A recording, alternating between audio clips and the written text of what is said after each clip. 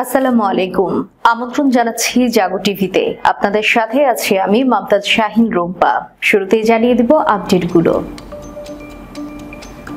দারুণ সুখবর দিল কলম্বিয়া। ফিলিস্তিনে দূতাবাস খোলার নির্দেশ দিল প্রেসিডেন্ট গুস্তাভো পেত্রো। নেতানিয়াহুর গ্রেফতারি পরোয়ানাকে সমর্থন জানালেন প্রভাবশালী মার্কিন সিনেটর বার্নি স্যান্ডার্স। ফিলিস্তিনকে মুক্ত করার ঐশ্বরিক প্রতিশ্রুতি পূরণ করার প্রতিজ্ঞা আয়াতুল্লাহ খামেনির। জবাবে হামাস প্রধান হানিয়ে বললেন, ইসরায়েলের ধ্বংস আমরা একসঙ্গেই দেখব। ফিলিস্তিনকে স্বীকৃতি দেওয়া উচিত নেতানিয়াহুর। সাবেক ইসরায়েলি প্রধানমন্ত্রী ইয়ার লাপিদ আরো যা বললেন। বৈঠক করলেন প্রেসিডেন্ট পুতিন, কমান্ডার কাদিরভ।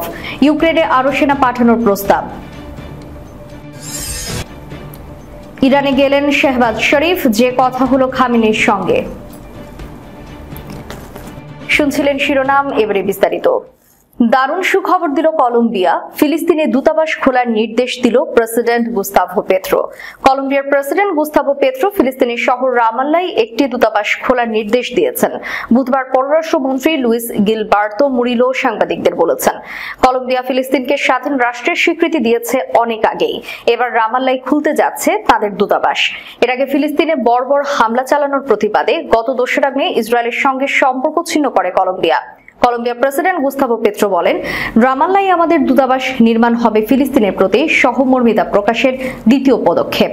প্রথম পদক্ষেপ ছিল ফিলিস্তিনিদের উপর গণহত্যা চালানোর প্রতিবাদে গত 2 মে ইসরায়েল থেকে কলম্বিয়ার সব কূটনৈতিককে প্রত্যাহার করে হায়না দেশটির সঙ্গে সব ধরনের সম্পর্ক ছিন্ন করা। প্রেসিডেন্ট গুস্তাভো পেত্রো গত বছরের 20 অক্টোবর ইসরায়েলের রাষ্ট্রদূত গালি ডাগান ও ফিলিস্তিনের রাষ্ট্রদূত রৌফ আল মালকির সঙ্গে পৃথক বৈঠকে প্রথম রামাল্লায় দূতাবাস করার কথা জানান।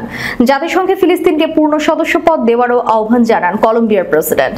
রামাল্লায় কলম্বিয়ার দূতাবাস চালুর খবর এমন দিনে ঘোষণা করেছেন দেশটির প্রেসিডেন্ট, যেদিন ইউরোপের 3 দেশ স্পেন, নরওয়ে ও আয়ারল্যান্ড যৌথভাবে ঘোষণা দিয়েছে ফিলিস্তিনকে স্বাধীন রাষ্ট্রের স্বীকৃতি দেওয়ার। এর আগে 2018 সালের 3রা আগস্ট জুয়ান ম্যানুয়েল সান্তোসের কলম্বিয়ার সরকার ফিলিস্তিনকে স্বাধীন রাষ্ট্র হিসেবে স্বীকৃতি দেয়। কলম্বিয়ার বর্তমান প্রেসিডেন্ট গুস্তাভো পেত্রো বলেন, আমার দৃঢ় বিশ্বাস আরো অনেক দেশই এখন নির্যাতিত ফিলিস্তিনিদের পাশে দাঁড়াবে। এক সময় বর্বর ইসরায়েল সরকার দেখবে তাদের পাশে আর কেউ নেই। সূত্র রয়টার্স। আন্তর্জাতিক অপরাধ আদালত কর্তৃক ইসরায়েলের প্রধানমন্ত্রী নেতানিয়াহুর বিরুদ্ধে গ্রেফতারি পরোয়ানা জারির অনুরোধকে সমর্থন জানিয়েছেন প্রভাবশালী মার্কিন সিনেটর বার্নি স্যান্ডার্স। তিনি বলেন, আইসিসি আন্তর্জাতিক আইন মেনে কাজ করার চেষ্টা করছে। মার্কিন প্রশাসনেরও তাই করা উচিত। তুর্কি বার্তা সংস্থা আনাদুলু এজেন্সির এক প্রতিবেদন থেকে এই তথ্য জানা যায়। চলতি সপ্তাহে ইসরায়েলের প্রধানমন্ত্রী নেতানিয়াহু প্রতিরক্ষা মন্ত্রী গালান্তের বিরুদ্ধে গ্রেফতারি পরোয়ানা জারির অনুরোধ করেছেন আইসিসির চিফ প্রসিকিউটর করিম খান। এই ঘটনায় ক্ষুব্ধ হয়েছে ইসরায়েলের পরম মিত্র যুক্তরাষ্ট্র। আইসিসির উপর নিষেধাজ্ঞা জারিরও চিন্তা করছে তারা। এমন পরিস্থিতিতে যুক্তরাষ্ট্রের প্রভাবশালী সিনেটর বার্নি স্যান্ডার্স বলেন, আমি যতটুকু দেখতে পাচ্ছি তা হলো আইসিসি নম্রতা বজায় রেখে আন্তর্জাতিক আইন অনুযায়ী কাজ করতে চাচ্ছে। আমাদের সরকারেরও তেমনটা করা উচিত।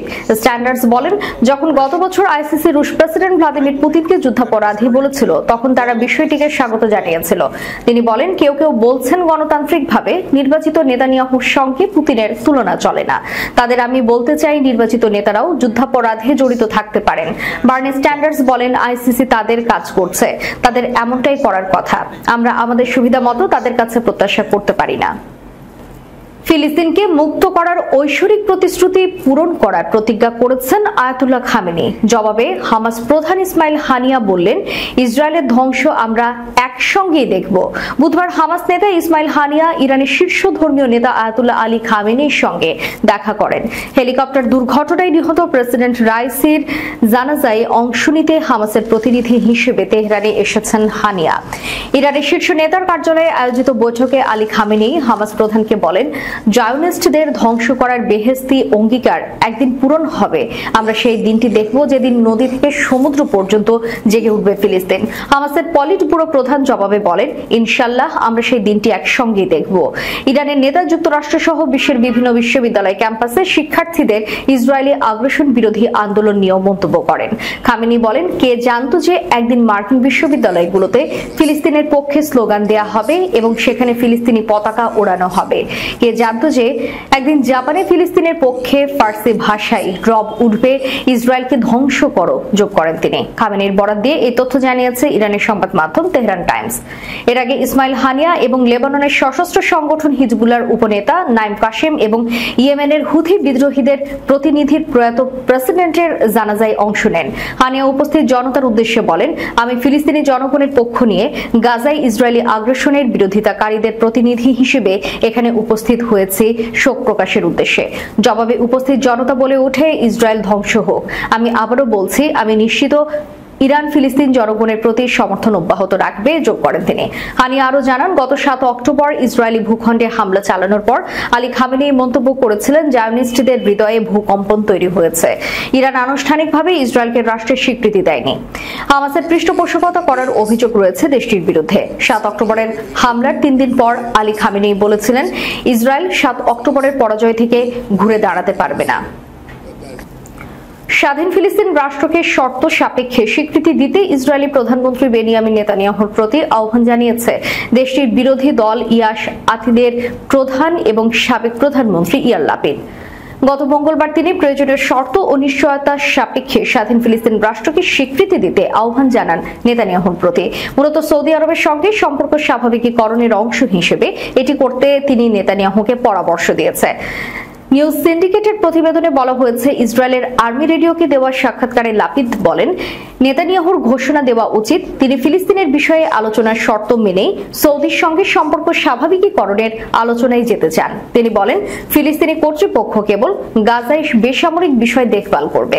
ইসরায়েলের সাবেক প্রধানমন্ত্রী আরো বলেন, আমরা ফিলিস্তিনি কর্তৃপক্ষ মাহমুদ আব্বাসকে নিরাপত্তার বিষয়টি দেখভাল করতে দেব না, তাহলে কিভাবে প্রত্যাশা করব যে তিনি আমাদের জন্য সামনের পথ পরিষ্কার করে রাখবেন। গতকাল বুধবার ইউরোপের 3 দেশ নরওয়ে, আয়ারল্যান্ড ও স্পেন আগামী 28 মে স্বাধীন ফিলিস্তিন রাষ্ট্রকে স্বীকৃতি দেওয়া হবে বলে আনুষ্ঠানিক ঘোষণা দেয়। ঠিক তার পরপরই ইসরায়েলের মধ্যমপন্থী রাজনীতিক ইয়ার লাপিদ নেতানিয়াহুর প্রতি এই আহ্বান জানান।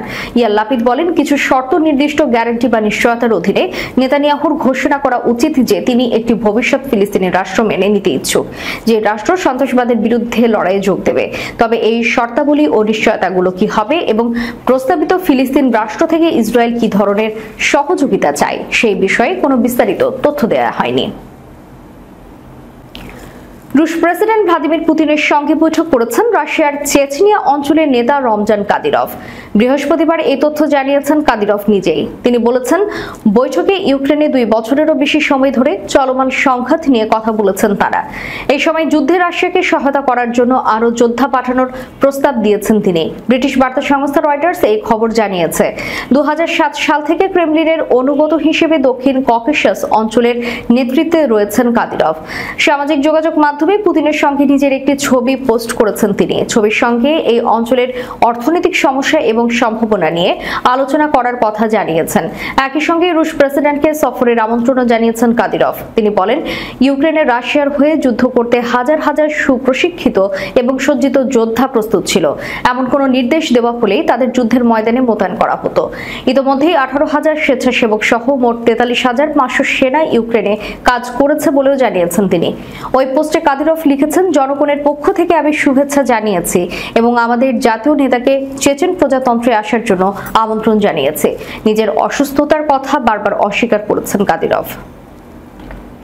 ইরানের প্রেসিডেন্ট ইব্রাহিম রাইসি এবং পররাষ্ট্রমন্ত্রী হোসেন আমির আব্দুল্লাহিয়ানের মৃত্যুতে সমবেদনা জানাতে ইরানে সফর করেন পাকিস্তানের প্রধানমন্ত্রী শাহবাজ শরীফ। বুধবার বিকেলে তেহরানে পাকিস্তানের প্রধানমন্ত্রী শাহবাজ শরীফ এবং তার প্রতিনিধি দল ইরানের সর্বোচ্চ নেতা আয়াতুল্লাহ আলী খামেনির সাথে সাক্ষাৎ করেন। এই সময় খামেনি পাকিস্তানকে ইরানের প্রতিবেশী হিসেবে বর্ণনা করেন। তিনি বলেন, ইসলামাবাদের সঙ্গে সম্পর্ক তেহরানের জন্য খুবই গুরুত্বপূর্ণ। বৈঠকে খামেনেই সাম্প্রতিক হেলিকপ্টার দুর্ঘটনায় ইরানের প্রেসিডেন্ট ইব্রাহিম রাইসির মৃত্যুতে পাকিস্তান সরকার ও জাতির সহানুভূতি প্রদর্শনের জন্য আন্তরিক কৃতজ্ঞতা প্রকাশ করেন। খামেনি বলেন, ইরানের জন্য পাকিস্তানের সাথে সম্পর্ক খুবই গুরুত্বপূর্ণ এবং আমরা এই দেশটিকে সম্পূর্ণভাবে ভ্রাতৃত্ববোধের সাথে দেখি। যদিও সাম্প্রতিক বছরগুলোতে দুই দেশের সম্পর্কের উত্থান পতন হয়েছে, আমরা বিশ্বাস করি পাকিস্তানের নতুন সরকার এই সম্পর্ককে নতুন করে উচ্চ শিখরে নিয়ে যাবে।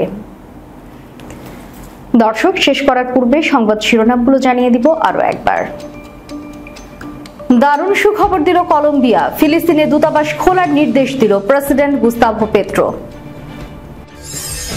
নেতানিয়াহুর গ্রেফতারি পরোয়ানাকে সমর্থন জানালেন প্রভাবশালী মার্কিন সিনেটর বার্নি স্যান্ডার্স। ফিলিস্তিনকে মুক্ত করার ঐশ্বরিক প্রতিশ্রুতি পূরণ করার প্রতিজ্ঞা আয়াতুল্লাহ খামেনির। জবাবে হামাস প্রধান হানিয়ে বললেন, ইসরায়েলের ধ্বংস আমরা একসঙ্গেই দেখব। ফিলিস্তিনকে স্বীকৃতি দেওয়া উচিত নেতানিয়াহুর, সাবেক ইসরায়েলি প্রধানমন্ত্রী ইয়ার লাপিদ আরো যা বললেন।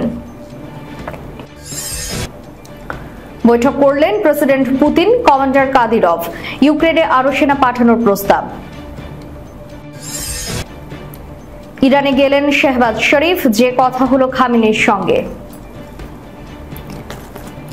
এতক্ষণ আমাদের সাথে থাকার জন্য ধন্যবাদ। আল্লাহ হাফেজ।